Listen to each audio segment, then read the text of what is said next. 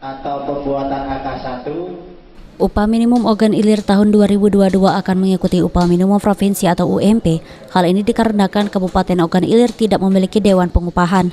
Sehingga UMK Kabupaten Ogan Ilir telah ditetapkan sejak beberapa minggu lalu dengan besaran Rp3.146.000. Untuk itu perusahaan yang ada di Kabupaten Ogan Ilir dapat mengikuti UMP yang ditetapkan.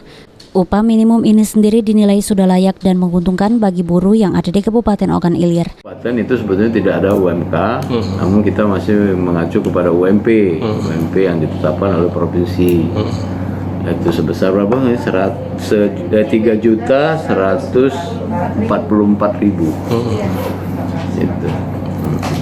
Penolakan dari buruh belum ada buruh, malahan buruh merasa diuntungkan karena tingkat